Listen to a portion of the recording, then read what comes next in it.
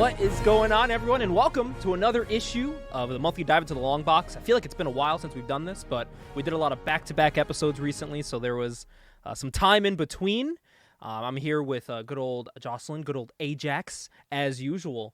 And today we do have a special guest here with us because we thought we're talking about Spider-Man. Everybody loves Spider-Man, but there's one individual who loves Spider-Man the most. Good old Robert Martyr here is joining us to talk about Spidey and everything Spider-Man. Number one Spider-Man fan, fucking challenge me. I dare you. I'll kill you. I'm serious. I'll kill you. But I'm just joking. Yeah, thank you for having me on. Yes, professional wrestler Robert Martyr here to talk about Spider-Man, the best, arguably the best comic book character ever, but not so good right now, right? Well, this is the New York Knicks of Spider-Man right now, guys. This is fucking, this is ridiculous. That was something I was going to ask you about, because I know like usually go through like a quick pull list of what we've been reading. Have you picked up the new Superior Spider-Man? Oh my god. Okay, so no, I have not. I have not touched it because I've been going on a Spider-Man fast myself. I'll be honest. Yes, number one Spider-Man fan, Robert Martyr's taking a break because of the recent arc of the Amazing series, which I was so utterly disrespected by that I literally could not read another Spider-Man comic for like a month and a half. Like I have never been like, they've done a lot of some dumb stuff over the years. Okay, let's be honest. As much as I love the Spider-Verse idea and concept, the Spider Totem shit was very confusing. Okay, let's be honest. Let's just get that out of the way. It's why they nixed it from the movies. Okay, there's no Spider Totem. It's too confusing, and then a lot of people died that didn't even die. All that stuff, right? But this, out of everything, out of the months that the previous writer, I cannot remember his name right now, but the previous writer spent building up Peter Parker and Mary Jane's love. Finally, Peter was going to be happy. We are going to get this. We're going to get it after years of them taking it away. It all started with the marriage arc that just got squandered. Right. And I wasn't even fucking born when that happened. Right. So this is years in the making. And what does Marvel do? They change the writer. And what does that guy do? He immediately gets rid of it. And it's like, not only are we going to split Mary Jane and Peter Parker up again for the 100th time, what we're going to do is we're going to slap just everything you like about Mary Jane, all the good redeeming qualities, we're just going to write her in a way where you have never met this person in your life and you're just questioning why you're reading this comic book. So if you guys don't know, which you probably do, the very layman's gist is Peter was on a very important mission, world saving, kind of the thing that he does on a day-to-day, right? And if I remember correctly, was he trapped? Or was he banished from? I don't remember from. I don't remember. This is how bad the fucking comic was. I can't even process what happened because I would remember shit like this. But so he gets disconnected. He's zapped into somewhere alternate universe, right? The timing is different, or actually, wrong.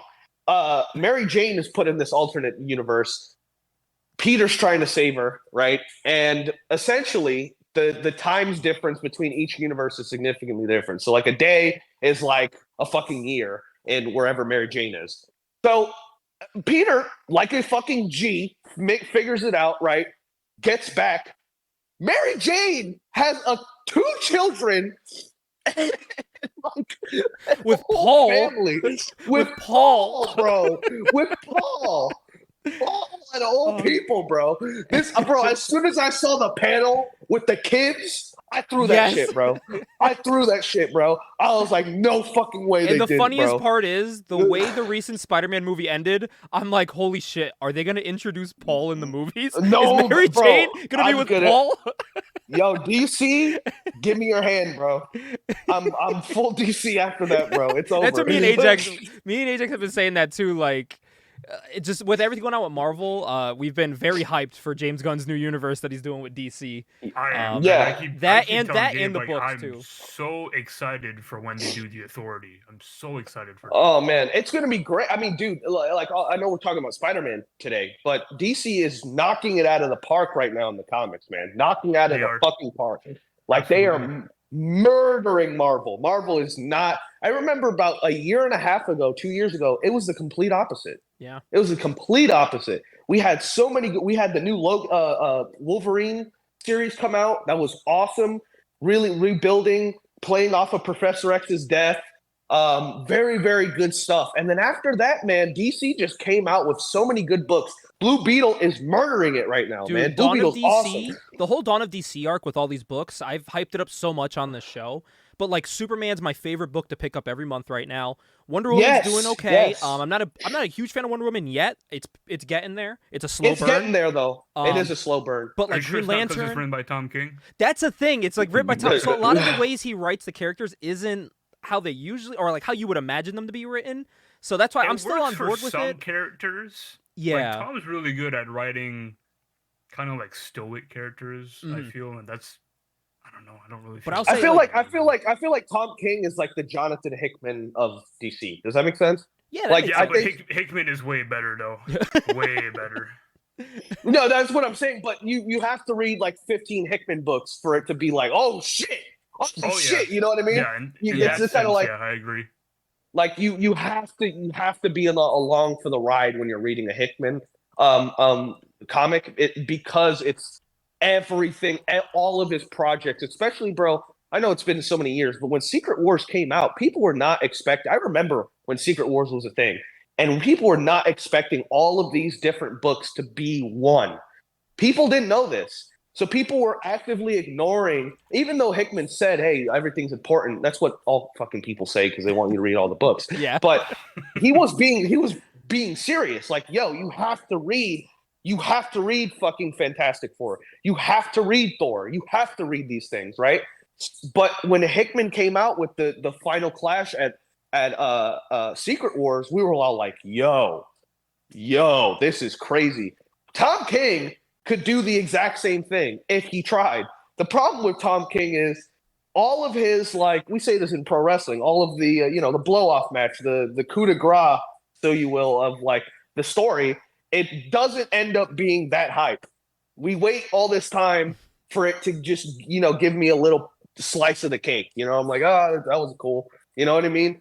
Yeah, I think the Hickman perfect is example of that is his run on Batman, how that ended with yeah. Selena standing him up at the altar. Oh man, fuck, bro, that was Well, bad. While we are talking about Hickman, though, I will say His new Spider-Man. I did pick up His new Ultimate Spider-Man Spider-Man. #1, and your boy got the classic character cover with the classic Ultimate Very nice. art. Very nice. I did get this, and I did like this a lot. I heard it was great. I This still is- haven't read it, but I heard it was great. I have really I have well not- written. I have not read it, but I am very, very. I was nervous. I'll be honest with you, Gabe. I was nervous when they announced Ultimate Spider-Man was coming back Yes. because the work that was done on that series. Okay, you have to understand. Without Ultimate Spider-Man, the success of the brand of Spider-Man would be what it is today. Yeah. Fundamentally. Easily, yeah. And they wouldn't have their Fundamentally. moneymaker Miles right now if it wasn't for anything with the Ultimate Universe.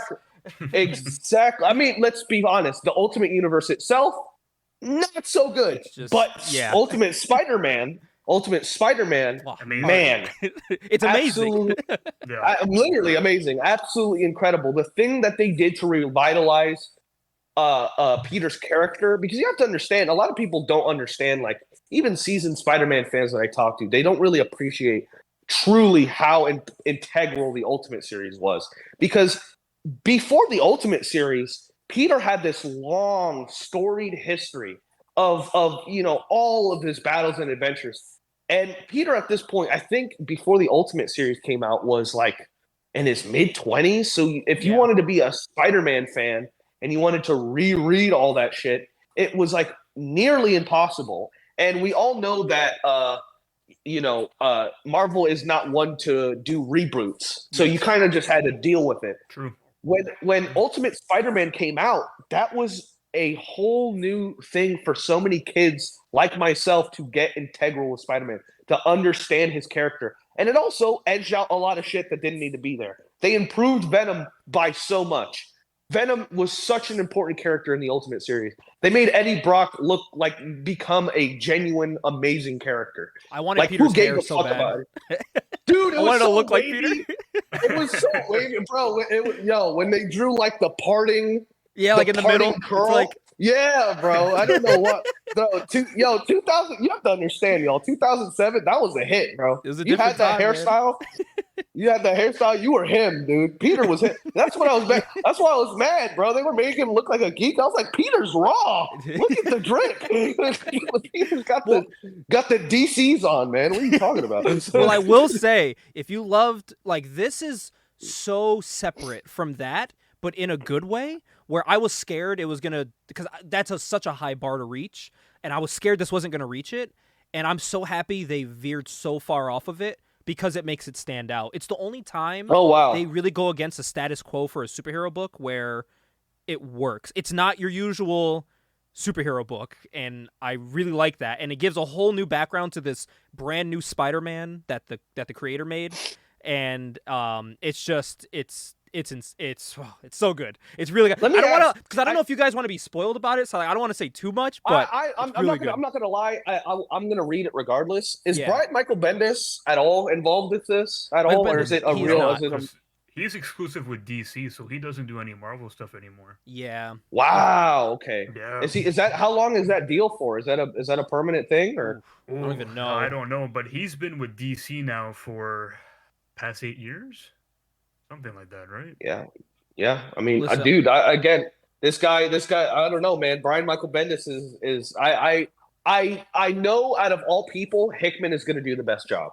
That's what I know for sure. Oh yeah, I've got complete faith in him. Exactly. I have complete faith in Hickman. And here's the thing, guys, with how bad, the Amazing is right now.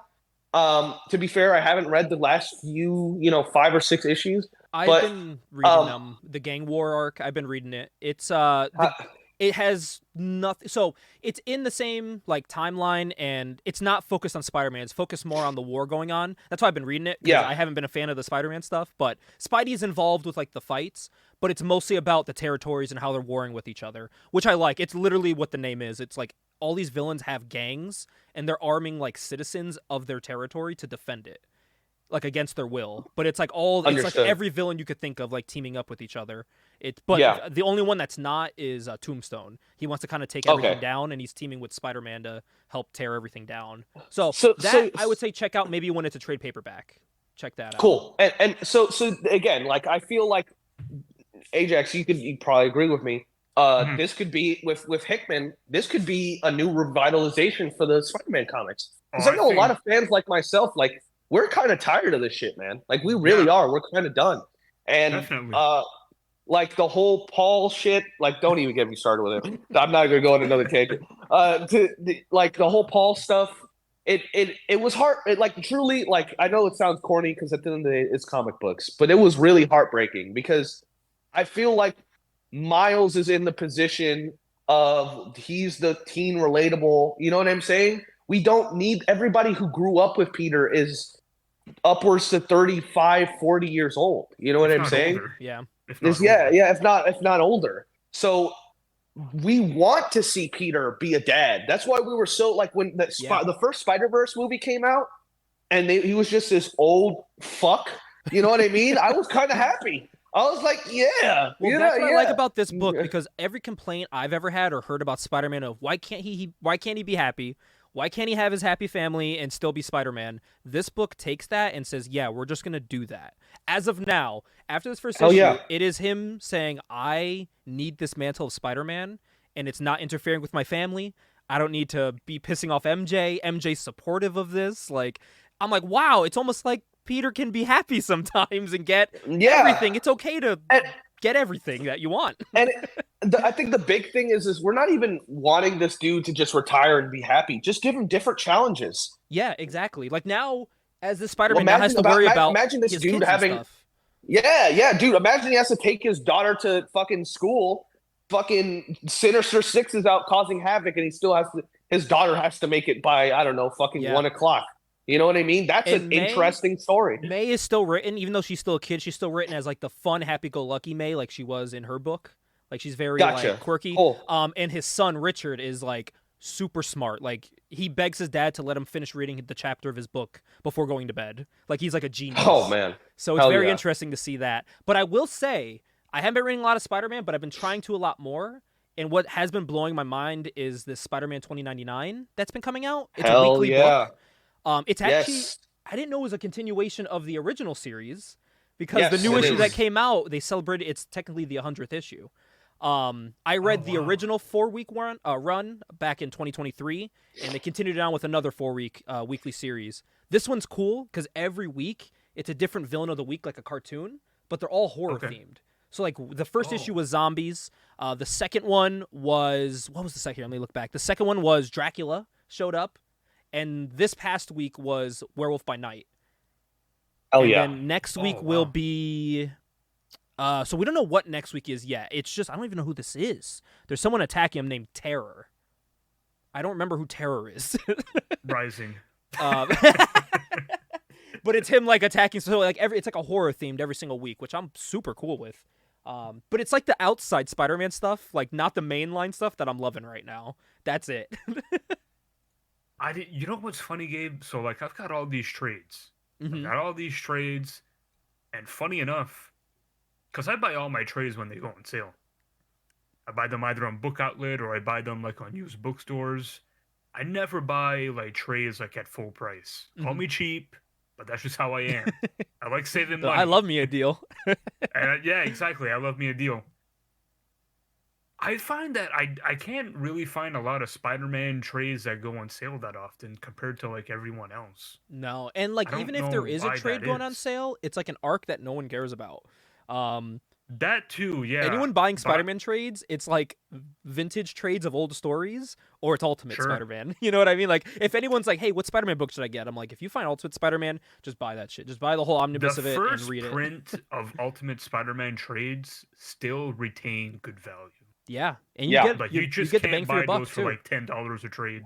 It's impossible. I heard something. I heard rumblings at my local shop that they were going to do a limited release of cheap trades for a Life of for Spider-Man. Okay. Have you heard of that? Life of Spider-Man. It was Life of Spider-Man. No. Where they had it was like a complete. It was a completely like separate story. Where it was, they basically had Peter's chronological comic run be in real life. Does that make sense? Oh, so really? if he debuted in if he debuted in the '60s, that means he became Spider-Man in the '60s, and then they went with each era was like he was growing, he was aging as the comics were coming out. So they basically did his whole life in those issues. So if he came out in the 60s, by the time Kraven's Last Hunt was done, he was like 35. You know what I'm saying? So yeah, I'm looking at these covers now. These are cool. Spider-Man Life Story. Life Story. That's each issue was like a different decade. Because I'm looking at number 4 was the 90s, and it's a big Todd McFarlane image, which I fucking love. Exactly. Yes. So every issue, and they kind of like play a little bit with some things and change them a little bit just so they can fit the timeline narrative. Yeah. But it works. They don't ever disrespect like I'll say for the ending, which is very, very, very emotional. I recommend all Spider-Man readers read Spider-Man. What was it? The Spider-Man Blue? No, not Spider-Man Blue. Spider-Man Blue is great, but what you just said, it was the actual Spider-Man title of the comic. Life Story, yes. If you have the chance, read it, bro. Really do read it, because to me, in my opinion, this is the Spider-Man story. This is the Spider-Man story. The Spider-Man Life Story spacesuit is the one they put in the new Insomniac game. Yes. I was wondering where that suit was from. I don't want to spoil it, but by the time we get to present day, Spider-Man is basically in his 90s. Okay. So well, I mean, dude, he's fucking. That's how long Spider-Man's been around. You know what I'm saying? Right. I will say the easiest way to sell Ajax on this book, dude, it's written by Chip Zdarsky. Easiest way to sell this book. I like Chip. like Chip Chip- makes some good stuff. Dude, okay. So now that we're on the topic of Chip Zdarsky, I know we have some bullet points we got to hit, but No. this is something I do want to say. Tell me how. Okay, again, this is how I'm shitting on my own fandom. Tell me how. Tell me how Chip Zdarsky, who is not a Spider-Man writer, did a better job of portraying Spider-Man in a Daredevil comic than the guys working on Spider-Man actively right now. Tell me how is that a thing, man? Something tells me that with that book, he had reign over it, and they didn't give a shit what he did in the book. So he had no one my guess is that he had no one nitpicking, no like really strict editor probably nitpicking him because it's Chip Zdarsky. You're not gonna nitpick him. That's my guess. That's what my guess is.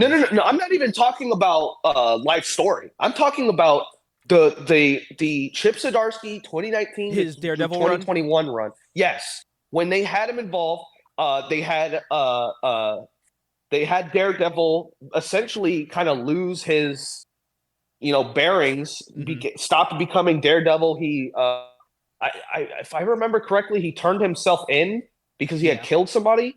So Elektra became Daredevil for a while. And then Great Daredevil costume, came back. Yeah, awesome costume. Daredevil came back, tried to start his own militia called, what was it? Was it the Foot? I don't remember what the fuck it was called. It was. I think it was the Hand.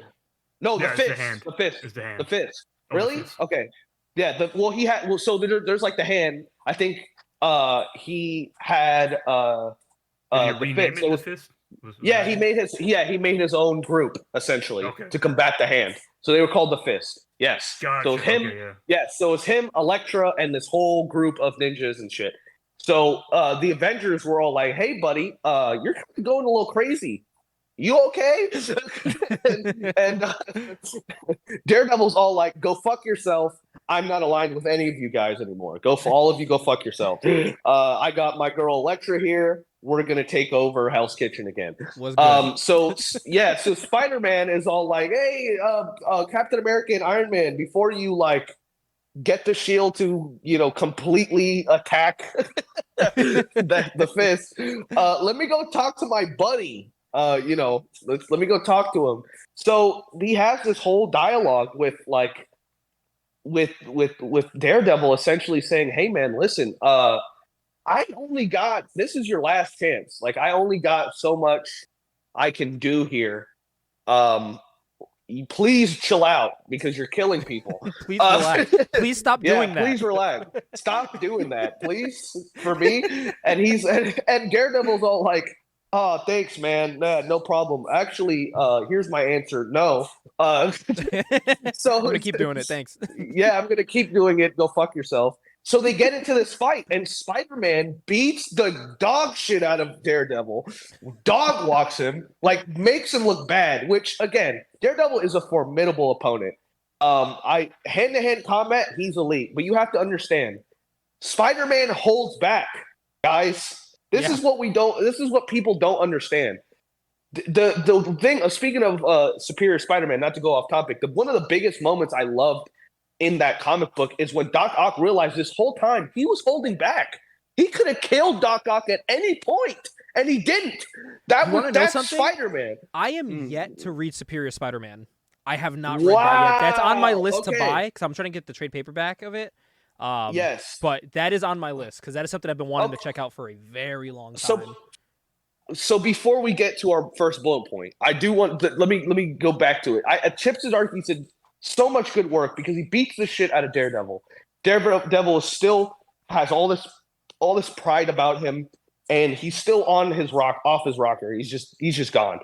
And Spider-Man, before leaving and telling him like basically next time I can't go easy on you, is like, "Don't do this, man. Like, you're my friend," and leaves. And it's Spider-Man. This is the part where I think so many people lose the grip of what the concept of Spider-Man is. Spider-Man can be a villain at any point, but he chooses not to. He could have killed. Yeah, he's a good guy. He could have killed Doc Ock at any point. He probably, if he really put to the test, he probably could have killed Daredevil too. Correct me if I'm wrong, but I think in that What If whereas or not what if, there was something, it might have been a what if, where Spider-Man fought Wolverine, Spider-Man won. Yes. If I'm correct. Yeah. Because he didn't hold back. Spider-Man won because he didn't hold back. Okay, so all of these are getting to our first bullet point. So let's. I think we hit our first bullet point because I already have my 3. So Yeah. let's hit that. Well, my top one. Actually, you know what? I'll let Ajax go. Ajax, what's your top favorite Spider-Man? So, or one of your when 3? you mean top, so when you mean top favorite Spider-Man, you mean strictly Spider-Man. Anyone? Are we talking like been So- Spider-Man? Correct. Yeah, who has been under the mantle of Spider-Man? You have to be named Spider-Man, not Spider-Woman, Spider-Girl. You have to be Spider-Man. That's interesting. I didn't think of it that way. But that's how I think of it. Yeah, that makes sense. Yeah, that makes That's sense. how I think of it, because I'm excluding, Jessica Drew as Spider-Woman, Julia Carpenter as Spider-Woman, all these kind of like spin-off characters that came from Spider-Man, right? Spider-Man that's comics. That's understandable. So I think, because there is so many versions, I think it would be best to just put it under the mantle. If you were appointed as Spider-Man, then you're a Spider-Man. All right. Yeah. So no Silk, no, you know what I mean? Like none of those guys. Yeah. Even though Silk is a fucking sick character, wish they used her more, but it's okay. So I'm just gonna say it. My favorite is Ultimate Spider-Man. I'm just gonna say it. Like it's the best one. It really is. He is the best. I just hate his lifespan. That's the only thing that's holding me back from him. I just hate his lifespan. His lifespan is so young. He just dies. You know what I mean? So I get it, but you've got 10 years worth of comic books with him. Yeah, good stories too. That's still a pretty good run. And it's a 10 years of quality more so than like a lot of characters get. Yeah, I absolutely agree with you. Ultimate Spider-Man is 100% hard to beat, especially look, like a lot of people, this is what I mean. The problem with long-running comic books is your golden goose only lasts so long. You know what I mean? Eventually there will be dips, and that's for every great hero. Superman, Batman, Spider-Man, Hulk, anybody has had dips in their longevity. But somehow Brian Michael Bendis, 10 years worth of gold. 10 years. That's incredible. And I think it's probably top 1 best Spider-Man run. So I will not disagree with you on that. Number 2 is number 2 and 3 is actually kind of hard. I'm not gonna lie, because my number 1 is undisputed. Like my number 1 is gonna stay number 1 probably until the day I fucking die. It's Ultimate Spider-Man. Okay. Yeah. Number 2 might actually be Superior Spider-Man, though. Yes. It might I'm actually glad be you're on my Superior boat, Spider-Man. Yeah, because I've read it. I enjoyed it. I enjoyed it a lot. I thought it was an interesting take on Spider-Man. It was very different than anything I've ever read on Spider-Man. You give Doc Ock. What if you put Doc Ock's brain in Peter's body? Well, he does a lot Which of is great such things. a cool concept. It is. On the And surface, it's it's a cool concept. And then when yeah. you actually read it, it's like, wow, they go even deeper than you think they Yeah. would go with it. God, I'm dying to dive into it. Hey, Gabe, here's the thing, man. You like, I remember when it first came out, and you think like, oh, it's just gonna be like what a 6-issue run. He's gonna, Limited series, limited series. He's gonna just be bad, and that's gonna be it. He's gonna ruin they're gonna use this to ruin the reputation of Peter and Spider-Man, and then they'll give him another struggle for another 4 months. You know what I mean? Yeah. That's what I thought it was gonna be. But when you really, really sit down and read this comic, man, like they take it to a psychological level, and really, I think it's the best Doc Ock comic ever. Okay. Like I think it's the best character study of who Doc Ock is fundamentally as a character. It's crazy because people think it's a Peter thing. Most of the book has really nothing to do with Peter. Most of the book is Doc Ock. Like you're understanding who he is. Yeah. So that's a great pick. My number 3 is hard in the sense that I feel like my number 3 could change depending on what kind of mood I'm in. But I think I'm going to go with Spider-Man Noir. Okay, that is a great because I've read Spider-Man Noir and I enjoyed it. It's not a big sample size. We're only talking about 4 or 5 issues from what I remember. But I really enjoyed it, and it was interesting to see like a Spider-Man in that like a 1920s type of like Time period. silent noir movie type of, yeah, like it was interesting. It was really interesting. I enjoyed it. Well, looking So at that would be my top 3. at my three is a lot of it is like childhood based of what I loved. And a lot of Cool. one Of of course. them is like a newer age one that I like. So growing up, man, I don't know if it was just the costume or what, but growing up, I was and still am a huge Ben Reilly Scarlet Spider fan. Mm. I Controversial pick, but I understand. Controversial pick. The actual Clone Saga, though, not good. I think original one. the most devoted Spider-Man fan, I think, can agree with that. Yeah. But, dude, if you saw my bedroom growing up, it was Ben Reilly stuff everywhere. That was, Dude, he was my main man. That's the thing, too. Going back to, what was it? Story of? Yeah. No. Story of. Life Story. Oh, Story Life of. Story, yes. Yeah, Life Story. I keep forgetting the original name of the damn comic, but the way they do the Clone Saga is like, yo, if they actually did this in the 80s or the 90s, this would have been fucking flames. This would have been flames if Chips and Darcy actually kind of fixes the Clone Saga pretty seamlessly. So that's another thing. But yeah, dude, I will say, when I was a kid, bro, and I saw Ben Reilly Spider-Man, I was like, this dude looks fucking cool with the hoodie. Yeah. And the no webs, bro. I thought he was cool as hell, man. That was my favorite suit. His second suit is cool, but I associate that, which is weird enough, I associate it more with Spider-Girl than him. Mayday. I associate that with her more than him, and I don't know why. What do you think about Kane? I like Kane. Yeah. So a lot of that, there's the thing about like Ben Reilly Spider-Man, like growing up, I was so like, I loved his look and everything like that, but my father never bought me any of his stuff to read. So like growing up, I was still reading Ultimate Spider-Man, but like anything of like Ben Reilly I was reading growing up would be whatever my dad had as a hand-me-down. Because you don't know, my dad was a huge comic book guy through the 80s, 90s, all that stuff. But so like it's funny because like Ben Reilly, while he is my favorite, like the love for him stopped at a point. You know what I mean? Yeah.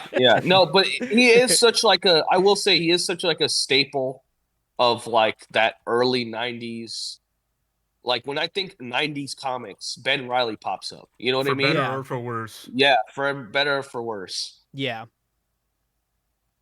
So that was one. My number 2 is the more modern one. The one I think any new age person would have on his list, but I always thought he was a cool character. I was cool before it was cool. I thought he was cool.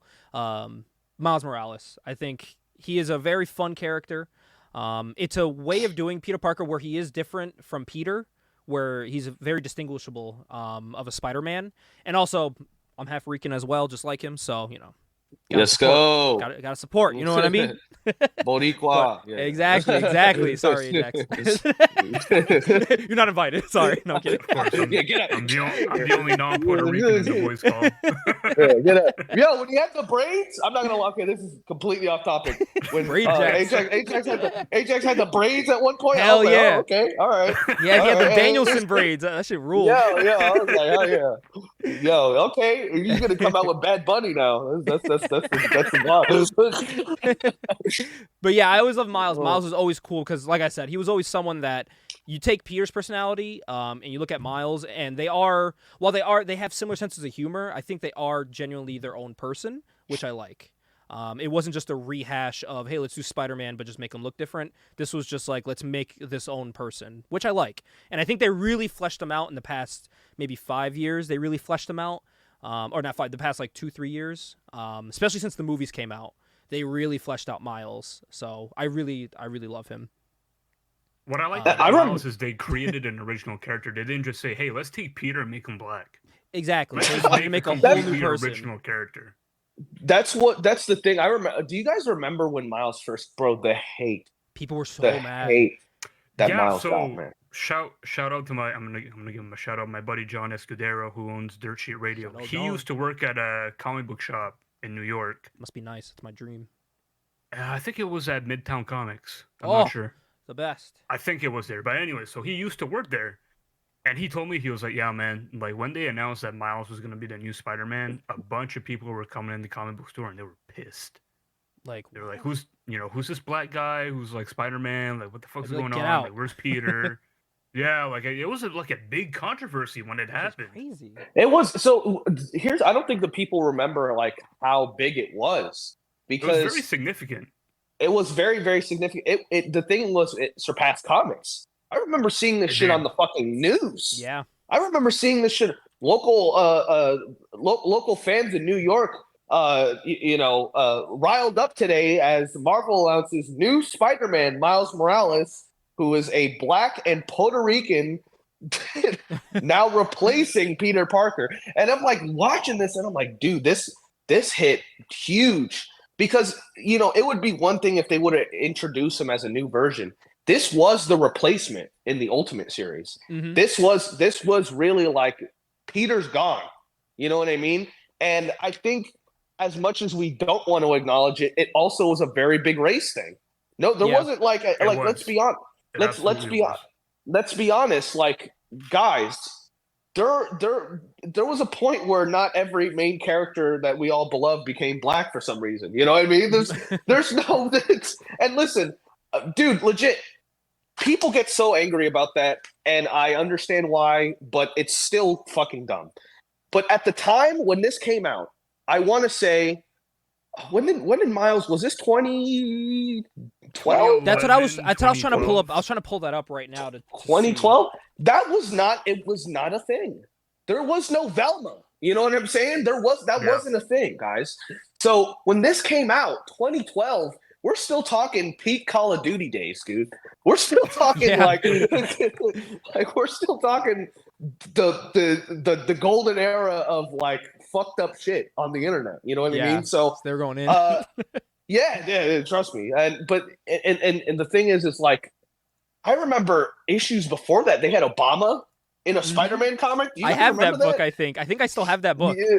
Bro, It's Obama. He's on the cover, like Obama, giving like a thumbs Obama up. was on a fucking Savage Dragon comic as well. That's crazy. Yo, Shout it out was to Dragon. fucking nuts. But it was, again, like the times were changing, a lot of things were changing, and Miles was a big stamp of that change. And I want to say the hatred lasted almost even up to Secret Wars. Mm-hmm. I think after Secret Wars is when everything started kind of changing for some reason. I don't know why, but again, like, Miles Morales is, man, bigger than Peter Parker right now, man. Yeah. Let's just be honest. And they Yeah, have I gone out agree. of the way to make him stand out too, with his his electricity powers, things like that, to make him stand out. Yeah. which I Well, really like. listen, okay, we gotta have another episode that I'm on. What is it with ethnic characters and electricity? Why is it always electricity? Yeah, I don't know Every what it fucking is. time. It's like the strangest stereotype in comic books. Is like, well, he's black, so he Yeah, needs, like, him, electricity Static powers. Shock. Black Lightning. Like, Yeah. what the hell? How long has Black Lightning been around for? Was he the first? Since the early 70s, I want to say. Okay. Yeah. I have no idea why that's a thing. Dude, it's It no just legit. became a Like, thing. it just became a Yeah. thing. Like, even Black Panther has electric claws. It's Like, like, what? are we doing? Yeah, okay, but the way they made Miles stand out was absolutely cool. He was really cool, amazing character. And again, like you said, Ajax, like, it's not like, hey guys, Spider-Man's black now. You know what I mean? It's So much Dude. more than that. it's so much more than that. He has a whole, just an entire character arc, and you can see they enhanced it and even made it better in the movies, where you can see, like, man, I want to even see the metaphors with Miles's dad being a police officer. You know what I mean? That's a huge deal, Mhm. and it's positively impacted. Spider-Man is more popular now than I want to say when the Raimi movies were coming out. I want to say, I think Spider-Man is even more popular right now. Yeah. I agree. And my last one, who wasn't before, but now I think is synonymous with when you talk about Miles Morales, and it's Miguel O'Hara. especially after the Yeah. last couple movies. He's Yeah. synonymous with him now, which is very odd because of how far before he came before him. Right, bro. Without They the made it work, Spider-Verse, though. bro. Yeah. Without the Spider-Verse, that's not even a thing that you would even consider. Like, Yep. Without Miguel the O'Hara. Spider-Verse, we're still looking at Spider-Man 2099 thinking, man, he's kind of an obscure Spider-Man, isn't he? Yeah. And His whole story too was cool with like being like a disgruntled scientist who's trying to screw over his company, but his boss finds out that he's trying to fuck them over, so he screws up the experiment with him in it and turns him into Spider-Man. But I love that he looks back at the previous Spider-Men, and especially in the new books, they make a big point. He trains and learns off of what he saw from the old Spider-Man, which I thought was really cool. And he still does it now. Like when he does training, especially in the new books, he has like a VR headset and he trains while fighting every Spider-Man that's ever existed, which I think is really cool. So he's just bettering himself. That's nuts. Yeah, so I like that about him. He's very smart. He's not like Peter in a way where he's not there to joke around. He does crack some jokes here or there, but he's very bitter and very angry towards the people that did this to him. And he makes that a point in every book to show that when he is fucking people up every time. Yeah, absolutely. I guess it's my turn. I don't know. Yes. It is your turn, brother. Oh shit. Okay. Oh, by the way, before you start, real quick, that white and black Spider-Man 2099 suit, I don't like it. It's all blue and red. I don't like that white and red and black one. Man. I don't know, man. It's kind of cool, man. It looks cool, man, but I don't know. I think because I always love the blue and red with the skull on. Man, This is cool. Bro, here's rule number 1 of comic book fans. We hate change, man. Yeah, that's what it is. literally. We just hate change. Like, let's be honest. You could give the coolest suit of all time and be like, people like, nah, that's trash. Like, no, bro. Like, you remember when they came up with the I think it was in, I don't know, Spider-Man Lost World, or it was the one after they did like the first Spider-Verse game, because they couldn't do it. It was the one with Spider-Man 2099 and Peter. Worlds Apart? I don't remember. It was something like that. Yeah, it's like is it like a Web of Shadows or something? No, it was the one after that. It was the one after that. God, it hunted my tongue. Edge of Shadows. Edge of the Spider-Verse. I don't remember, bro. Edge of Time. Edge of Time. That's when everyone posts that clip of him walking and he's all serious. Yeah, he's walking. Yeah. Yo, in the final boss, there was a version of Venom that was completely white and black, and I saw that and I was like, this sucks. And then I look at it now, and I'm like, "Yo, that is cold as fuck." Yeah. That is so cold, bro. He looks so sick. The older I get, the more I'm happy to change, just because I'm like, especially if something's not working, I'm like, yeah, just change it up. Yeah, just change it up, man. Change it up. But no, it's like, bro, if Spider-Man would, like, if we didn't have all these different versions, like, I swear, like, one costume change, we'd just be shitting on it. Now people are so used to seeing hundreds of different Spider-Man costumes. Of different Spider-Man so it's like whatever. Costumes, right? Like which Earth is this? Yeah, exactly.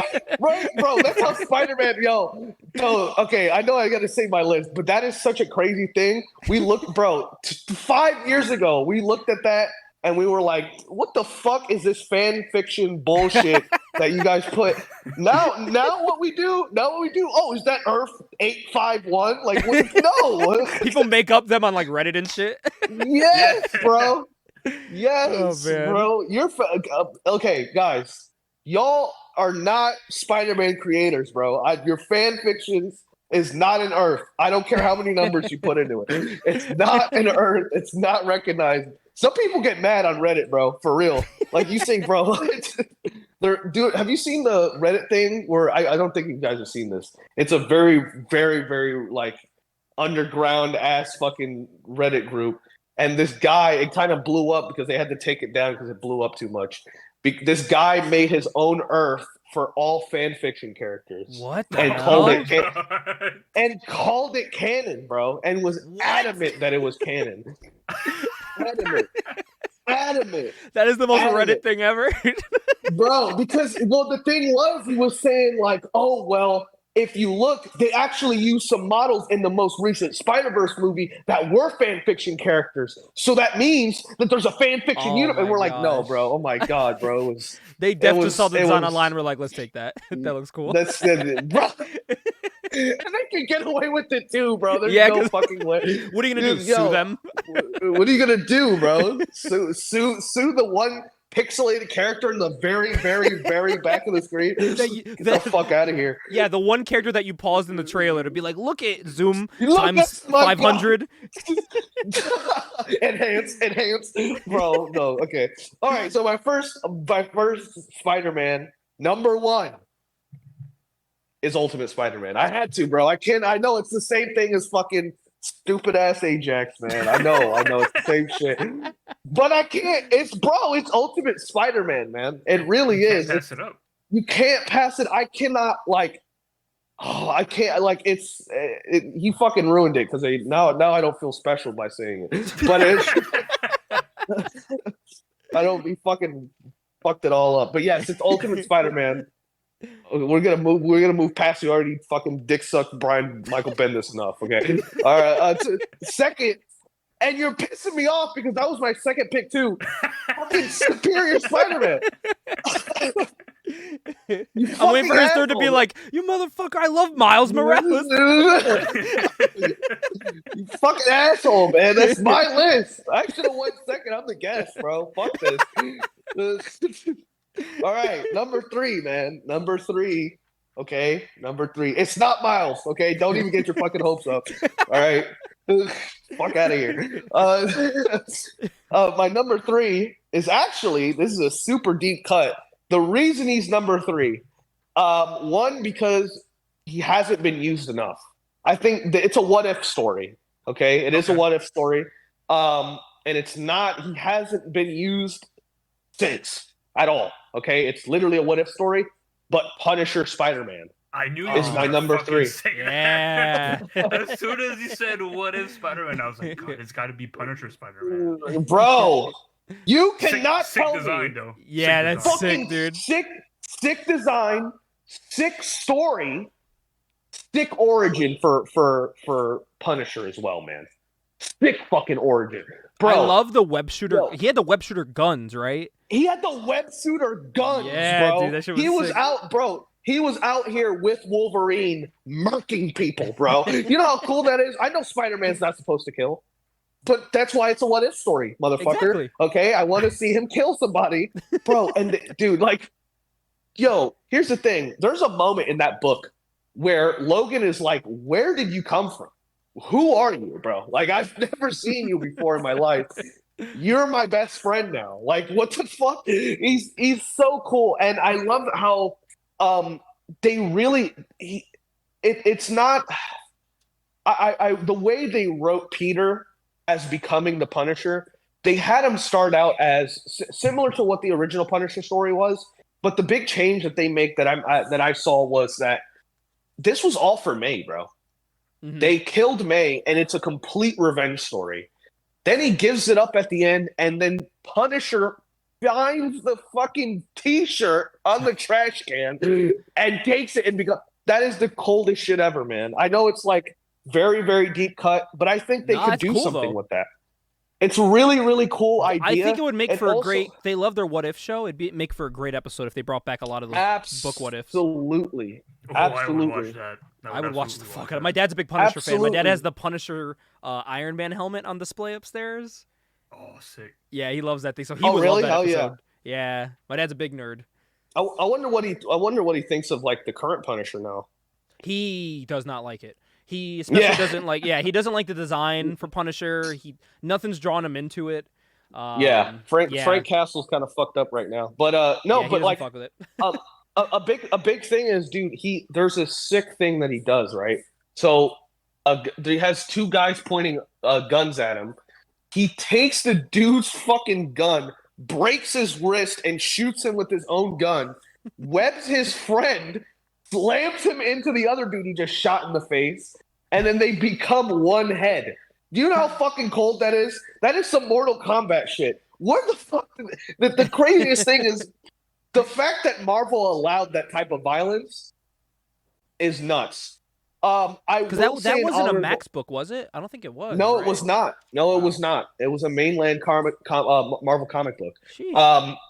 And the violence that's in there is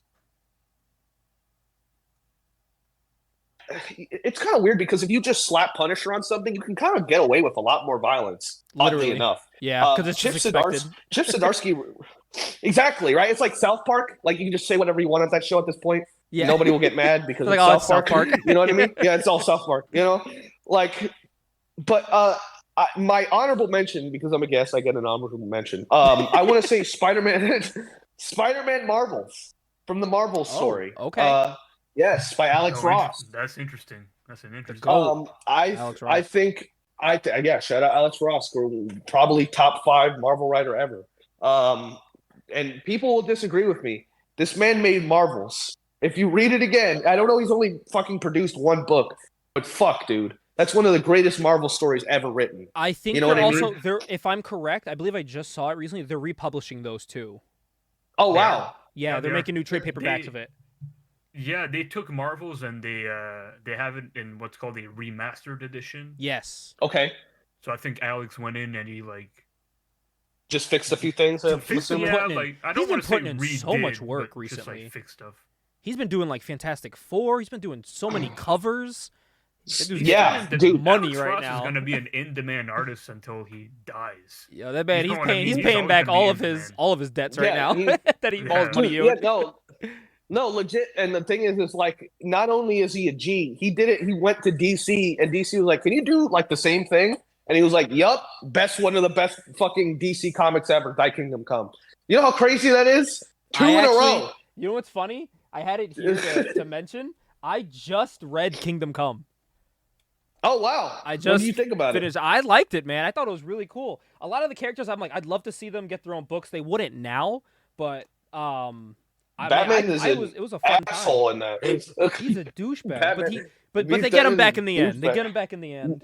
Well, you kind of understand, bro. I mean, he's like. I also love the dichotomy with Superman and all that, but we're going a little off topic. Yeah. Alex Ross's Marvels, well, for the section that they do dedicate to Spider-Man, you see the narrator. I'm trying to remember Marvel's. It was the comic, correct? That's like the untold story. Yeah. Yes, Marvels. Yeah. Marvels, yes. And then the main character, Phil Sheldon is the photographer that is the narrator of the story. And he witnesses fucking oh my god. He witnesses her get her neck broken. Holy shit. How am I blanking on Gwen Stacy's fucking name? Yes, Gwen Stacy.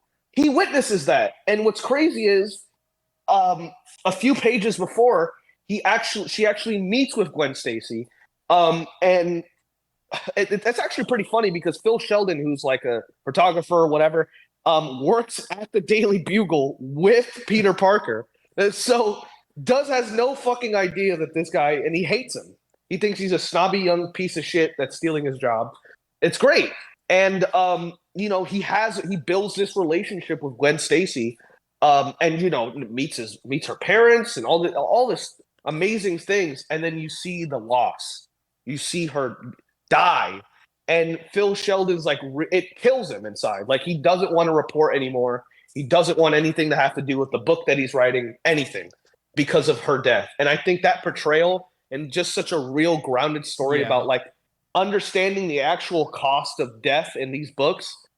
It really hit me. It actually made me fucking cry. So that's legit. Like, that's one of the best books ever written. So that would be my honorable mention, is that version of Spider-Man. Man, you don't have zombie Spider-Man on your list? Oh, absolutely not. I'm gonna kill everyone. I'm gonna kill Mary Jane, and I'm. Bro, you know what's funny? He's always like, I'm hungry. That's his whole thing. That's it. He's like, I can't eat my girlfriend but I'm hungry. So, oh well. Wait, you're telling me you don't have the Spider-Man with radioactive cum as an honorable mention? That's my favorite one, actually. I just lied.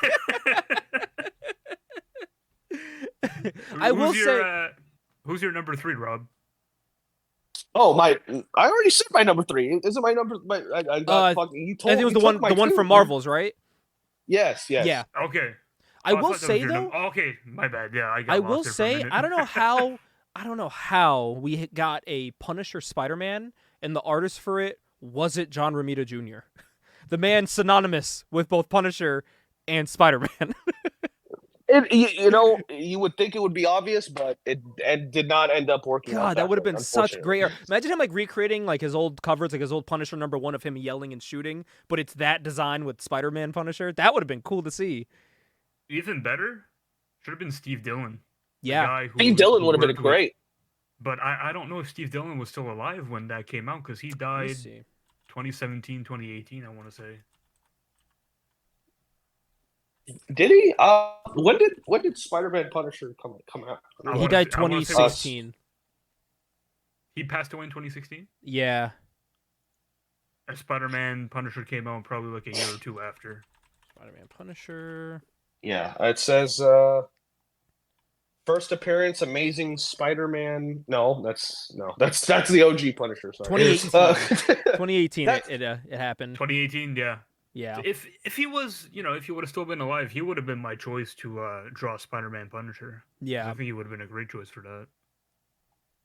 And I'm trying to think, because 2018, I think, wasn't John Romita working in DC in 2018 doing Superman? Was he not? Or was that He too late? might have been. John Romita Jr. Because that was definitely past Kick-Ass. Or was Kick-Ass coming out? No, Hit Girl was coming out at that time. Hit Girl, yeah. Oh, Kick-Ass is like. And fucking he was 15 working on years he ago. was working on Action Comics in 2018, Okay. which is so odd to me still. that he drew Superman. Romita Jr., the master of the 2-week deadline. Oh man, but yeah, there's some great Spideys out there, for sure. And I think we listed a good amount of them too. It's hard yeah. to narrow it down to 3 because I'm such a big Spider-Man fan that I really love so a lot many. of characters. Yeah. Let Like, me. Like even though Miles is not in my top 3, I still love Miles. Mm-hmm. It's Exactly. not Absolutely, like I don't yeah. love him. I guess let me start a debate then, just to make things interesting. Do you feel like the Spider-Verse arc or the Spider-Verse story has hurt or helped Spider-Man? Oh. I will be the devil's advocate, and I will say, as great as the Spider-Verse is, it has hurt Spider-Man fundamentally. I think so as well, because then it spawned into things like the Venomverse, which I feel like is not necessary. Nobody Not gives necessary, a shit. but I Yeah. will say I did read Venomverse and I had fun with it. Was it fun? It was fun. If you just go in there Just shut your brain and you off. just have understand some that fun. it's like it's a goofy. Yeah, I mean it is kind of goofy in the sense Yeah. that like, okay, yeah, you've got all spawns of like symbiotes of like Venom, blah blah blah blah blah. But some of them are actually cool. Honestly, like it's just some of them are like cool. Like Samurai Venom, Kid Venom. They have fun with it, and I mean I certainly had fun reading it as well. It's not the quality of it is not anywhere near as like Spider-Verse, but Yeah. if you go in there as a Venom fan, I think you can have fun with it. I think I think it has helped to an extent, if that makes sense. Where it does open the door for a lot of cool characters to be introduced and a lot of cool like variants of Spider-Man to show up. But I feel like now companies see that and they're like, we can do that. we can do our own crisis type thing where we have all these So universes funny and you all these say that, Gabe. and like I yeah. think Spider-Verse is responsible for that fucking Madam Web movie that we're getting next A month. 1,000% it is. 1,000%. Which sucks because I always loved Madam Web as a Me character. too. The but I OG just Madam know- Web. Yeah. In the wheelchair, Yeah. the OG She one. was sick, dude. Not Julia Carpenter as. But I will say, Madam what's her Yeah. face as Spider-Woman? Oh, what's her name? From Euphoria? She looks like her. Which one? What's her name from Euphoria? The blonde. I've never watched Euphoria. I know what it is. Yeah. God. What is her name? It's on the tip of my tongue. Oh my god. Sydney Sweeney. Oh, okay. She looks like Spider-Woman with the blonde hair and the black and white suit. She looks like her. Is she gonna act well in it? Maybe. Who knows? Who knows? You know, I don't but know. But I she felt looks like the Julia suits Carpenter. looked a little. I felt like the suits looked a little cheap from the shots that I saw. Yeah, I they were all so dark. It's like those 2000s like the movie is way too dark. I can't see anything in that Yeah. trailer. Which is like, I what? think the reason I'm trying to spark this debate is because I feel like as much as it's driven home the popularity and given so many good opportunities for other characters to shine, I think we've lost what core Spider-Man is. I think Yeah. we're so focused on all these variants and all these versions, Oh yeah. and there's no emphasis on Peter anymore. There's no emphasis on like what it really means to be Spider-Man, because I get the whole idea of the movies is that, anybody can be Spider-Man, but can anybody be Spider-Man? I don't think so. I think the reason why Spider-Man is special is because Peter's will and Peter being a good person is why he's Spider-Man. You know what I mean?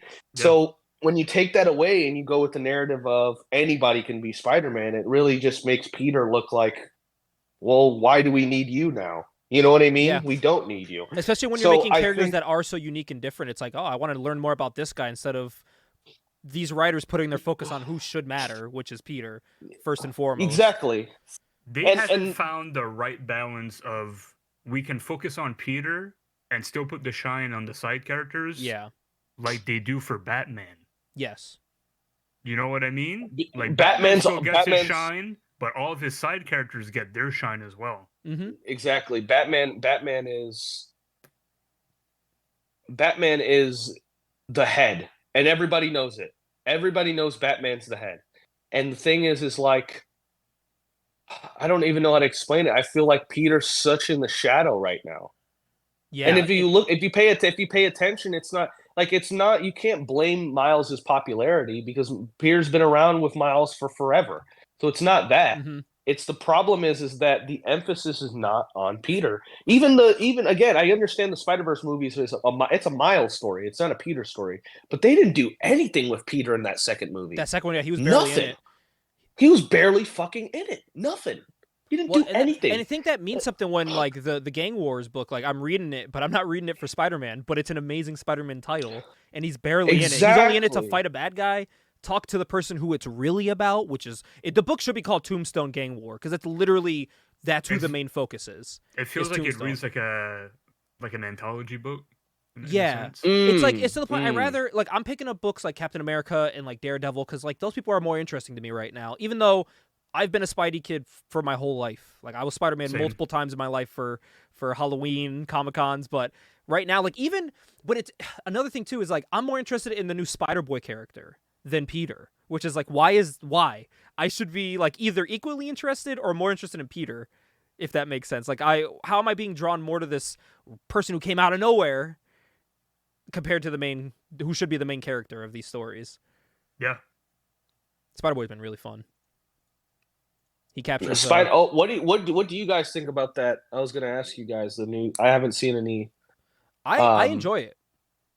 Gabe recommended it to me, and I read it, and I thought issue 1 was good. Yeah, it's very much like he has that like fun sense of humor of like in Ultimate Spider-Man, where he is like very chill, kind of like with a sense of humor, but definitely because he's younger, so he's a little bit more childish. But it's about him just like learning to fit in with society. Because under his mask, he does have, like, multiple eyes and shit, because he was, like, a test subject. And was he escaped his tubes, and he met up with Peter. But its whole thing with him, everyone thinks he's a monster because of how he looks. Because, like, even through his suit, when he, like, gets angry, he could see his teeth. Like, he looks, like, feral.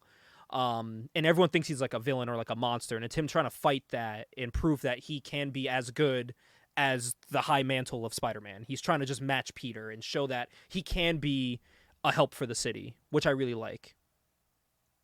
Yeah. Are they keeping him as like a permanent character? I think so, because we're going into issue 3 this month, at the end of this month, so I'm guessing so. Each book is like a cartoon episode, which I like. So his books stand out from the other books. So gotcha. But yeah, gotcha. So he's as of now he's a permanent character getting an ongoing series. We'll see how long that goes though, until they just mix them into another Spider-Man book and forget about the individual series. Yeah, I mean, I do think like I don't know what y'all's opinion on it is, but I kind of hope that like in the coming years we kind of like not forget about the Spider-Verse, but just focus on characters more. Yeah. You know what I mean? I think when you have so many characters that we don't even know, you know what I mean? There were so many people in that Spider-Verse movie, and even in like the original Spider-Verse comic when it first came out, there were so many sick ideas and characters that were never really fleshed out. I know we had a little bit of like side arcs where we kind of learned a little bit of each of them, but we don't really know any of these characters, and I think we just need to get back to like focusing on Peter, man. Like, I will say, really, we do. because of that Spider-Verse book. Rest in peace to the Amalgam Spider-Boy. He got killed in that That's book. right. Rest in peace. You know who else got killed that I was really salty about? Marvel versus Capcom Spider-Man died in there. Which sucks, man. I got my Marvel vs. Capcom arcade machine right there. He fucking dies, and I'm like, are you serious? Oh man. I did like how they had Ultimate Spider-Man from the Disney Channel show, Miles, and then 60s Spider-Man. Yeah. All together. That was fun. That was a fun little thing. You just I will say, like, you could tell in the original Spider-Man story, and some of the follow-ups that the whoever was writing was really having fun. They would just be like, "Whoa!" It would be like all three of us coming up with the dumbest Spider-Man ideas ever, and just putting them to paper. You know what I mean? I remember that panel went viral on Twitter of 60 Spider-Man meeting Miles. Yeah. I forgot what he said. Oh, where is it? I think I found it here. I do hope they bring Japanese Spider-Man out, though. I think that Spider-Man needs to come out, man. That's a must. That's the panel where Miles takes the mask off, and 60 Spider-Man goes, "I don't believe it. You're a high school kid."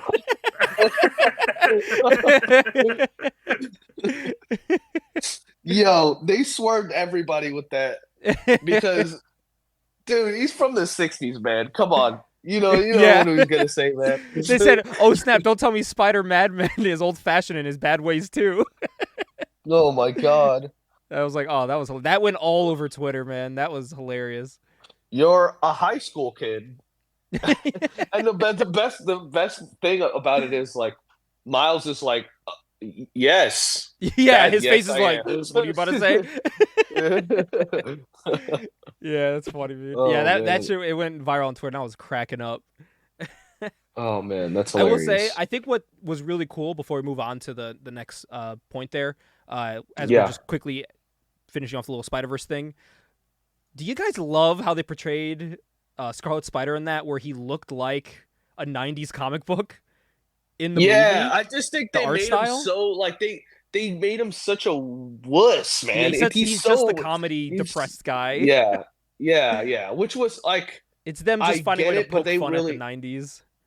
I think so too. Yeah, I agree. And on the surface, I think it was the best move. But there's a selfish part of me that was like, man, they really could have made this guy blow up. You know what I mean? They really could have like very easily like made him the coolest Spider-Man in the whole thing. You know what I mean? But they made him the comic relief, which again was also funny because a lot of Todd McFarlane's stuff was a little pretentious. Looking back, you know what I mean, as far as the grittiness. And it wasn't just Spider-Man. Yeah.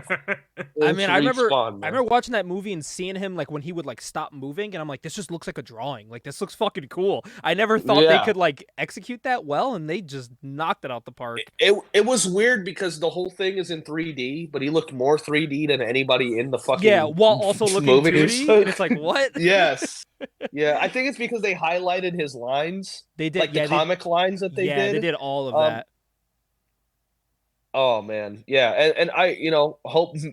What was funny is that when people complained about it, I think one of the directors was like, "Who knows? That might be not the version of Ben Parker or Ben Riley that is, that's in the comics." So he might be just teasing people, but that would be again. Here's the Spider-Verse out is that it could be a fucking alternate version of a similar universe. You know what I mean? And I think that goes with everything. Like we're also kind of I can't really even put it on Spider-Verse because we are in the age of multiple universes. But I don't remember anything before Spider-Verse. No, that had this. I'm trying to think. You know what I mean? I don't remember anything. I think the Spider-Verse stuff in the comics kicked like the whole multiple universes thing in Like general off. maybe the closest was Crisis on Infinite Earths with DC. Like I was gonna say DC was that's definitely ahead of probably the curve on that. yeah. Yeah, That's the only thing I can and think then of though. But even they have like gotten away from it. They're like, all right, Yeah. let's not fuck with that anymore. That's just it's confusing. It's not just the Crisis on Infinite Earths, and then I remember if you remember the last, I think it was the second to last episode of the original Spider-Man animated series where they had like a few Spider-Mans. Oh, I remember Yes. that. Do you remember I that? remember with Yeah. Madam Web? They Yep, had that was they cool, had, man. OG He had the Spider-Verse. armored suit. Spider-Man with the Yes. silver armor. That was cool. Yeah, it was really cool. And then the last guy, the last Spider-Man was a Spider-Man that didn't have any powers, and it was just a voice actor in a Spider-Man costume. And it was literally, that was the thing. It was a voice actor in a Spider-Man costume, and then Peter goes into the real world and meets Stan Lee at the very end. That was Yup. how it ended. And then they somehow transitioned that into Spider-Man Unlimited, which was what the fuck? What a bro! Somebody was on crack making that show. What the fuck? Well, as this next He topic looked- here. Oh, sorry. Go ahead. Oh no, I was just gonna go to the next Yeah. bullet point, but I just want you could finish up that thought. No, I was just saying, Spider-Man Unlimited looked fucking awesome, but the concept was just, I don't That even suit know. ruled. I don't even know what to say about it. How did that Yeah, not but made go into ahead. an Insomniac game? Blows my mind. What wasn't it in? Wasn't he in the Spider-Verse movie? I swear to God, He was. He was in the Spider-Verse movie. Okay, cool, yeah. He was. All But right, it's go never ahead. made into a game, which shocks me. But that kind of brings us, like, we talk about all the Spider-Man stuff we love, all the books, all this stuff. Is there any like most wanted, like holy grail thing that you wanted from a Spider-Man themed anything? Like, for example, I want something that it's obscure because it technically doesn't exist. I would love it. It would never be made because it can't be. It's just not possible. A mini comic run in that Jack Kirby style of the design he came up with for Spider-Man. That little black and white sketch he came up with of what he wanted Spider-Man to look like with the gun and shit, where he had like guns. Sure. I would love to see some like a fun little Kirby-verse thing about that. Don't know why, but I feel like that's something I would love. Or even if I could get that sketch, if I could own that sketch, it's probably worth millions. But I would love that. My holy grail easily. That I told you before we went live. I was like, this is so easy for me because I've thought about this for a long time. My holy grail would be Amazing Spider-Man 129, first appearance of the Punisher, which next month, by the way, February 1st, will be the 50-year anniversary of that comic book. Next month. Sheesh. So, my history with this is I had a reprint of that comic book as a kid. My mom gave it to me. I think she must have found it in a grocery store somewhere. It wasn't an original, obviously, because it would have been way too much. Like a reprint. Something like that, yeah. I still don't remember, and I've tried looking, like Googling it, and I can't find any information, but it was definitely a reprint. And I read it, and I was just like this is so cool. Like, this is, this is prime Spider-Man. Still in the 70s, Yeah.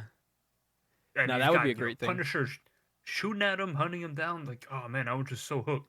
This was like right around the time that I was playing Marvel Ultimate Alliance. Oh yeah. So it would have been like 06, no 07. brainer. Yeah. Can you guys hear me at all? All right, cool. Oh, now we can. Yes. Cool. Oh, yeah. Yeah. No. So I was gonna say this is like the original Punisher design too, as well, right? Like this is the OG slick design with the white boots. Yep. Yeah, White the gloves, bodysuit. white boots. The bodysuit. Yes. Yeah. Yep. Oh yeah, man. That one in like Amazing Fantasy number 15. I think that's kind of everyone's like, if you could have it, you would get it at a reasonable price. For me, like Holy Grail, like I still want it to be like somewhat realistic. Like, yeah, the first appearance of Punisher is expensive. Don't get me wrong, but it's doable. But it's Lotto. It's not a major.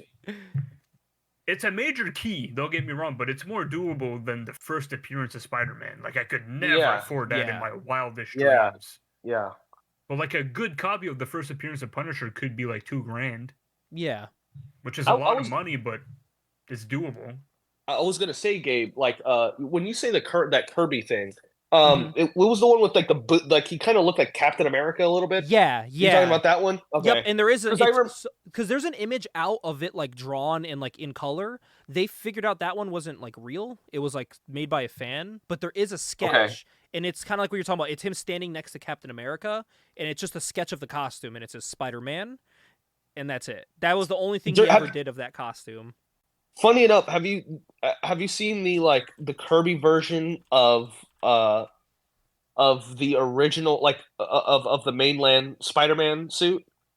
Yes. Yeah, Where with, he like, where he purposely does not draw webbing?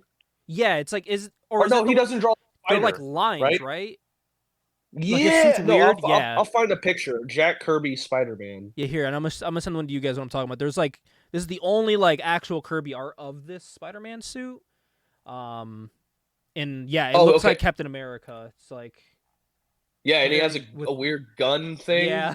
It's like he looks fucked up, man. Doesn't look right. But it's such like an odd like what if that happened, you know? Like what if that's how Spider-Man ended up looking? so this is Kirby's like Kirby's interpretation of. Yeah, he did that a lot. Yeah. So you see how the webs are? Like they're just weird. Yeah, he did it with And he this didn't one, and he also apparently this is a thing that Stan actually said. He pissed off just to piss off Ditko. He refused to draw the spider in the middle. He said, "Fuck you." Yeah, he's like, "Fuck you! I'm not drawing your." And like, it's guy. funny. You look at all these Spider-Man things. Like, I'm gonna send like that one is another one, and then there's this one by him, and it's like, what? Like he just purposefully is not following what they want. Yeah, dude, he looks so fucking weird. What? He's like, this is that like last one kind of looks like Prowler a little bit. Yeah, like he's not. Oh man, 67 is nuts. He's like, fuck you guys, I'm not drawing all this shit. Yeah, I'm not drawing all this bullshit, man. Fucking weird characters, spiders. What? I'm gonna keep drawing my Thor. Yeah, Four. Bro, legit. Like, I don't know if the audience can see this. I hope they can eventually see this. This is the weirdest fucking drawing ever, bro. This is the weirdest drawing. Oh man. I say my holy grail, oh, man, for Spider-Man. Have you guys seen the Stan Lee? It was almost like there's this mask. There's these pictures of Stan Lee when they reopened Marvel Studios. Have you seen that? And they has all the like all the fucking Spider-Man characters and Hulk and everything. There's a mask that's on sale that's up for like $26,000, but it's like one of the first professionally made Spider-Man masks ever. Oh, really? Yes, I'll send you guys pictures of it. Hold on, I'll pull it up right now. Just give me 1 second. Yeah, I know. Spider-Man. I love going to Midtown Comics, so they have or at least they used to. I don't think they still do anymore. They had that life-size Tobey Maguire Spider-Man suit on display, like on a mannequin. Really? Dude, it was him standing there just like doing like a pose like that, but you could just walk up to it and like touch it. It was cool, man. That's really cool. It was really cool. Okay, here we go. Oh man. Yeah, there it is. Found it. Okay. I'm sending it to the chat now. But this specific suit is considered the first professionally made Spider-Man costume. Oh wow! Ever. It looks great too. It's probably one of the best live-action Spider-Man suits. It looks awesome. Yes, that kind of looks like the suit Tom Holland wore at the end of the last movie, with like the shiny blue. It yes, it kind of looks like it. That is pretty well made for what was this? And I know the mat. Yeah, this is this is earlier, bro. This is the 70s. Wow. Oh, wow. Yes. Okay. Stands look the same. I feel like from 70s to 90s look the same. So this is the first professionally made, like what we would consider now, and then we have this one from even earlier in the 60s. Oh wow. The eyes look kind of creepy on that one. The eyes look fucking terrifying. He kind of looks like Deadpool. The way the Spider-Man's eyes got a look. hog on him, don't he? Spider-Man's got a fucking hog on him, man. Yeah, so but I was on eBay recently and I saw like one of these masks was They were up for selling. sale. Wow. Yes. And I think it had Stanley's signature on it, which made it even more pricey. But that is have you a seen great like Holy the Grail. have you seen the what's it called, the memes on the memes on Twitter or X where it's like, what do you mean Spider-Man wasn't real? Look at all these photos. And it's just really old pictures of like a dude in a Spider-Man costume from the 60s, and it looks legit. It looks like this guy actually lived in real life. Like, I don't know what is it with the dichotomy of like old photographs. Where you're like, yeah, this is legit. But it just looks, yeah, that's real. That guy lived. No question. This man was swinging around New York. No problem. Yeah, absolutely. No, oh my god, I gotta Based on I a gotta true save story. the pictures.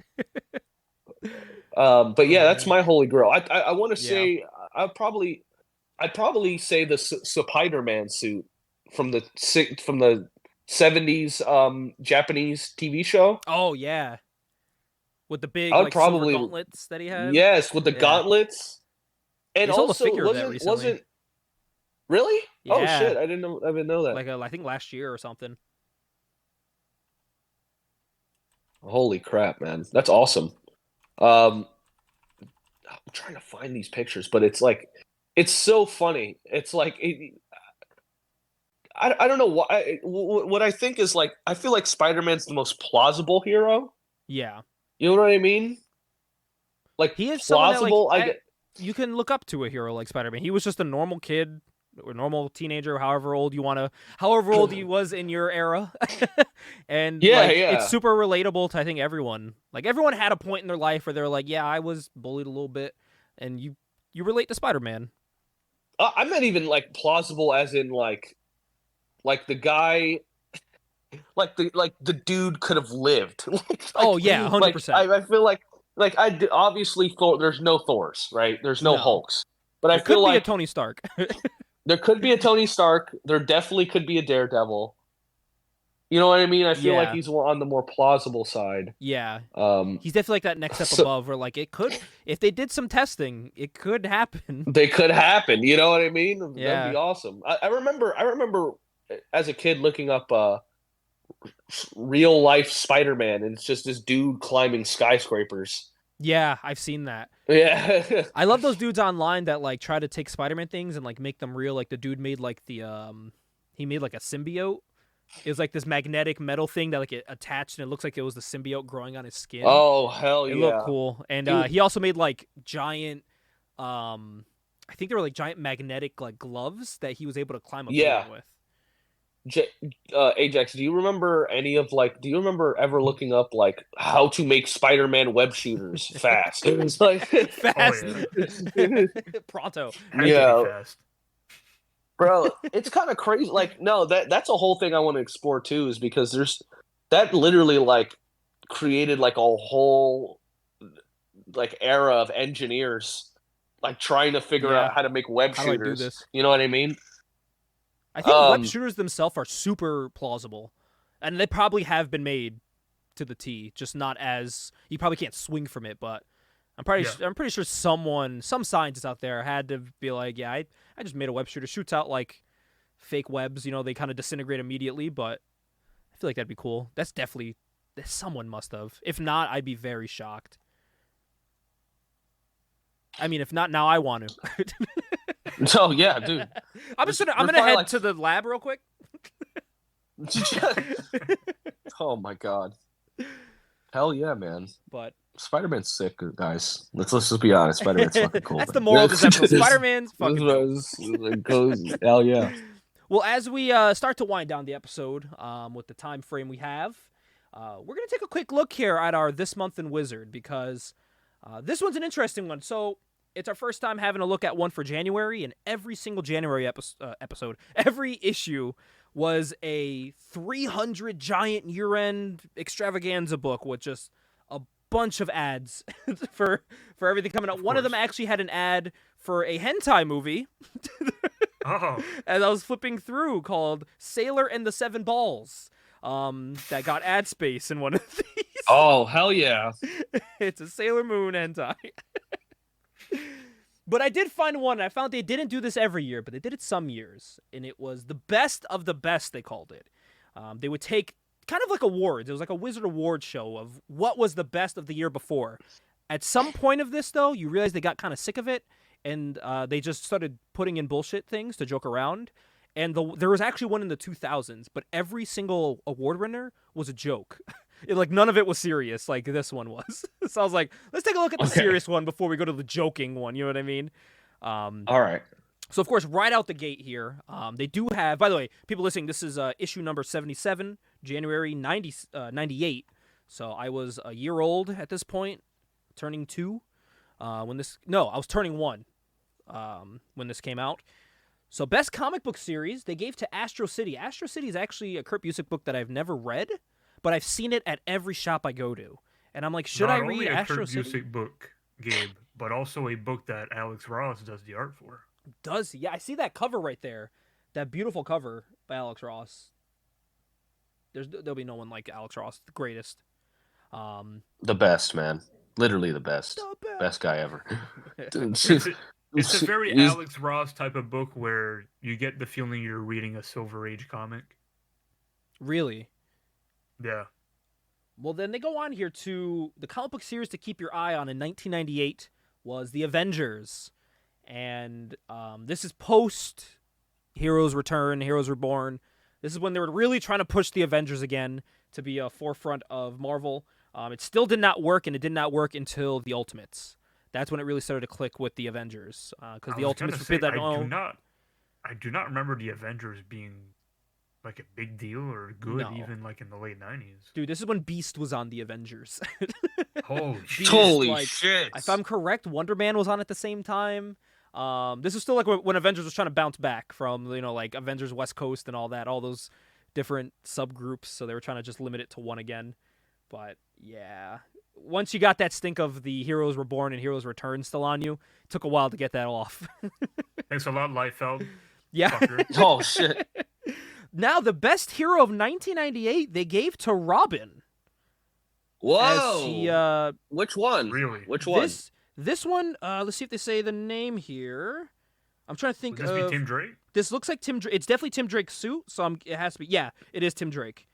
Wow. Tim Drake, Hero of the Year? 1998 is nuts. Tim Drake, who recently had a run on a book that ended after 10 books because no one read it. But it did just it was just nominated for a GLAAD award, I think it was. For a Tim Drake is book. it the series where he comes out as bisexual? That is. That series, They had a series not a lot of people bought. It did get nominated for an award, so it something happened with it. But hey, in 1998, Tim Drake, he was on the top of the world, best hero of the year, because this was actually a book that they say here is this is, even though he's hero of the year, it doesn't take someone like Jim Lee drawing him. They make that joke because it was 98, so Jim Lee on top of the world as well. It really shows that I guess Robin was sticking out above everyone, head and shoulders above every hero, even Batman at this time. So maybe I should pick up some 98 Tim Drake books and see what they're about. Hey man, Hero of the Year, man. That's I did not know that. I never knew he won a Hero of the Year. Another hero to keep your eye on in 1998, good old Captain America. Okay. Really? Okay. Yeah. That's again, surprising. This is post Liefeld. So this is when they're trying to build up. They're trying to rebuild Captain America after a bad run. You know what I mean? Okay, yeah. He lost his push. They're trying to give it back. Which that iconic poster, arguably to me, Gabe, I don't think they really managed to do that up until Ed Brubaker started writing Captain America. And the Straczynski run going currently is amazing. I'm loving it. Yeah. Spider-Man's funny in that too when he shows up. But best villain of the year, Baron Zemo. Yep. What? Really? Baron Zemo. Yo, what are they doing? What are they doing, man? In the late 90s for like 1998, bro. What the fuck? Dude, they were I have no Hey idea. man, hey man. In the Yo, villain to keep what your the eye on, a villain who no one's cared about since '98, Prometheus. I feel like no one's done anything with No Prometheus fucking way. in DC. No, Yep. no, they definitely did not keep their eye on him because we have not seen Prometheus since 1998. Oh my, oh my God, bro. And it's funny. Best writer is someone that's actually come up in our conversations today. Kurt Busiek is best writer Okay. of 1998. Cool. Hell yeah. That makes sense because I mean He was writing Thunderbolts at the time too. that, but He Astro did write City, the Thunderbolts. Astro City won so many awards when it came out. That's Yeah. a very like critically acclaimed comic book. Still to this day, I think it's still going to this day. God, I'm gonna have to add that to my list. By the way, every paragraph of these awards, they take a hit at Hero's Return for some reason. Every award, they take a hit at that. Like even in this Kurt Busiek one, they take a hit at Hero's Return and Heroes Reborn. Writer to keep your eye on, Joe Kelly, who at this time was wrote Deadpool, and worked on some Daredevil stuff at the time. So the next best artist is actually, I never know how to pronounce his last name. I think it's Joe Madureira. Montero. Yeah. Yeah, I know who he That is. sounds familiar. Just based on the two images they show, this man captured the late 90s, early 2000s art to a T. Giant bulging muscles, tiny heads, tiny waists. That's the shit I grew up with. That's the stuff where Hell yeah. I read books Legs now, I'm as like, big as bring it palm back. trees, man. Bring it back. I don't want them to look realistic. I want them to look like their life expectancy is 2 weeks. That's what I want. People always give Liefeld a hard time, but he put a tweet out recently where I was like, and even people were like, Liefeld W? Like what? He said that realism in art is what's hindering a lot of modern art from being unique and like making artists stand out. Because everyone's trying to look like a statue or a clip from a movie, and he's like, people just need to have fun, let loose with the body. You know what I mean? Just draw whatever. I think that's what I agree with. That's what Todd McFarlane Yeah, thrived on, was making the webbing Jim Lee. Yeah, all of those guys. That whole Image crew when they started was all. I mean, look at Savage Dragon too. Like that is just. It's a modernized like Kirby. He loves calling his art that, but I agree. It's very over the top, and I love that stuff, man. Like me and Ajax have been working on some books because I do some art, and our characters are all like steroid to the gills, like look ridiculous. Hell yeah. Exaggerated versions of ourselves. Yeah, it's heroes based off ourselves, but Ajax has this giant like bulging body with like a long flowing.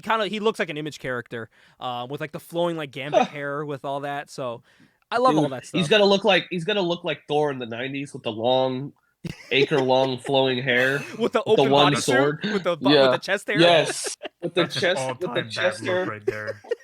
With the chest hair, he's got like 800 gauntlets and shit around his body, like so many pockets. It's awesome. He's the best. No, that was the best. And that was the best when they made him look like a fucking cover for, I don't know, some fucking random metal band. Well, it's funny I because don't mean to cut you off, Gabe, but to give exposition who Joe Madureira is for our listeners. Mm-hmm. You might know Joe for creating Battle Chasers. That's like what he's known for. Oh yeah, dude, hell yeah! This one has a chick with that crazy red hair and stuff. Yeah, and Joe also founded a video game studio that made Darksiders Genesis. Oh really? Yeah. Wow.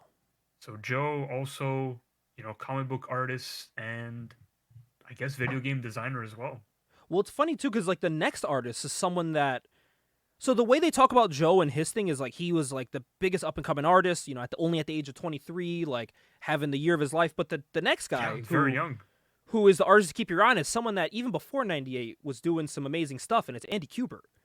Andy Kubert he took over the covers after Jim Lee left for X-Men, and that was still mid '90s. So when I saw artists to keep your eye on, I was like, aren't people already keeping their eye on Andy Kubert?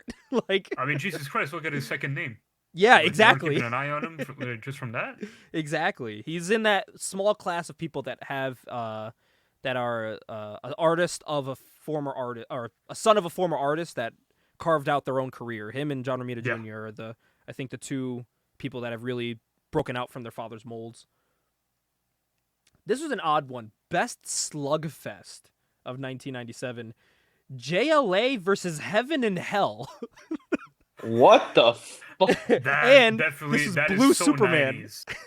That is so 90s. It's Blue Superman fighting this demon creature. Like, what is this? Ugh, fucking Blue Superman. Yeah. Oh my god, man. Oh man. That you know what that looks like? What? That oh my god, that looks like a Spawn comic book. It looks like fucking. It does. But like when the Hell Spawns and the Angels are fighting it, exactly. Bro, everyone wanted to be Spawn. Honestly, yeah. You're making as much money as Spawn? Which is weird because by 97, a lot of people were like stopped, like they weren't really reading Spawn like they were like in 94 and 93. And I think if I'm correct, this image book came out, or this wizard book came out, I think this came out at the time of the lawsuit with Liefeld. If I'm correct. Liefeld? Yeah, when he sued Image. Oh, yeah. If it's not this one, then it's another, because I looked through every single wizard from this month. I might have gotten mixed up with the previous month, but I was like, oh, shit. This one does have, I think, art from Kingdom Come in it, though, like sketches, which I think is cool. That's when he opened up Extreme Studios, I think. And then he published that one comic book I have some about Extreme books. a vigilante, like, priest, which was weird. It wasn't good. Which is funny because that's what the current Daredevil run is. It's Daredevil who's a priest fighting crime. Yeah. Way better than whatever. Way better. Come up with. Way better. Way better. But the Slugfest to keep your eye on in 1998, that's a thing. Avengers versus the Thunderbolts. What is wrong with us? Are we okay? What are we doing here? Prometheus? Thunderbolts? And it's what funny. Are we doing? The next page, which is the best moment of 1998, was the Thunderbolts being revealed. Yep.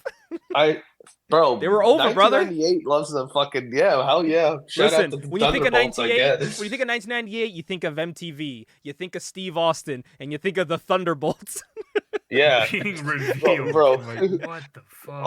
Homer Simpson and the Thunderbolts are definitely what I think about when I think of the very late 90s. And the moment to keep your eye on for 1998 is the return of traditional Superman. And yes, this is he still has a mullet though, but yes, the return of traditional Superman, whatever traditional Superman means. This is I guess in they're sizing him up to get rid of the blue and red Superman. Thank God. Arc. Get that the fuck out of here. Yeah, that was trash. But also, hey man, when Superman came back after his death, the black with the I don't know why everybody hates that. that was fucking awesome. With the long flowing mullet. You funny. Guys just hate cool shit. on those shelves over there, like a couple weeks ago, I just got in the mail. They just sold a mullet Superman figure, and I bought that shit up. I got it on display right over there. I love mullet Superman. Immediately. Dude, what the fuck, man? Mullet Superman was the best. Best sleeper book is Akiko. It's I want to say it's a manga book, but it's like an indie manga where it doesn't look like what you think of a usual manga book to look like. It's very like cartoony. I've never heard of it, but the art style is cool. I might actually check it out. And then the sleeper book to keep your eye on is called Major Bummer, and it's another one that has like a very big manga influence. Another, I guess, something I've never heard of. You can tell. Look at how fucking jacked that guy's arms are. Jesus Christ. These are the last two awards here, and this is when I realized, all right, they just stopped fucking caring. Best new character of the year called Dog Welder. I don't know who that is. And then in the fuck? They made that up. Come on now. The best part of that image is look who the 1998 new character to keep your eye on is. A bunch of question marks, because who knows who the new character is? Oh yeah, best new character, Dog Welder, actually. The first sentence for that, new character to keep your eye on in 1998. How the hell should we know? If we knew we were going to be the top new character of the whole year in advance, wouldn't we bother doing this wizard crap? And if you're talking about, we were talking about earlier how Spider-Man has like been ruined currently. Look at 1997, the biggest disappointments, the second one. Spidey still sucks. Oh my god. From 1997 Yo, to Spider-Man- 2024. Transcends Spider-Man time. been ass this whole time, bro. What the fuck? Oh, Weird. man. Spider-Man is the New York Knicks of comics. What the fuck is going on, man? Oh my god, that's amazing. Oh, Spider-Man. man. I thought that was funny. And then the final thing here, which is the publisher of the year, goes to DC goes to? Comics. Whoa. Because at this time, they were pumping out Nightwing, which is a book that is still going today, and a book that still is loved by everyone. They put out Preacher at this time, which was a huge seller. I was gonna say Spawned into a TV show. Let's be really honest here. The reason why DC won Publisher of the Year is because of Vertigo. Yep. Mainly 100%. because of the Vertigo imprint. 100%. So that's how they won. They won Publisher of the Year because of titles like that. And the publisher to keep your eye on in 1998, good old little Marvel Comics.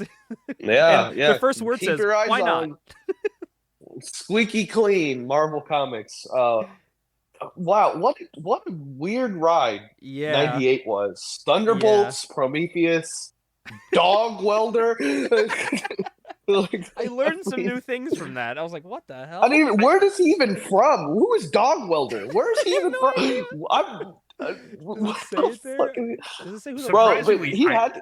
It does. I actually think that Wizard has a right on their publisher to keep an eye of, because going into 98, Marvel had a lot of problems with a lot of their IPs. Yeah. Like, fucking This is where they start Punisher selling it was off, like right? For like What's movie rights that? and stuff. Isn't this the time, or like right after the time they started selling it off for movie rights? Yeah, but it's around the time that they made the first Blade movie. Yeah, because they already went bankrupt by Yep. now.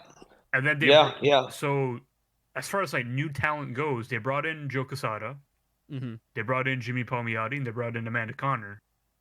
And then that's kind of like when Amanda they started the Marvel Knights imprint.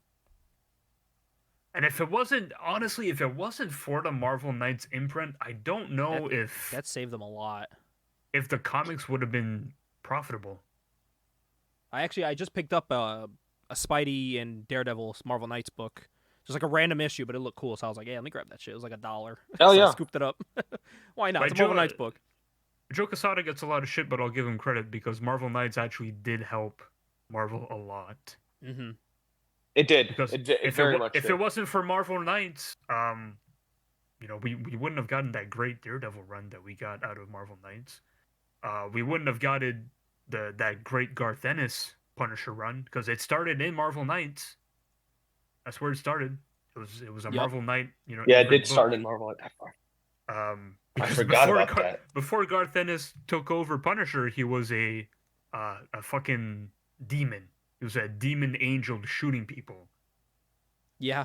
which was a crazy idea that Quesada and Palmiotti thought of, and it sold comics, but like it wasn't good. It wasn't a good. good idea, but it sold Wasn't good comics. at all.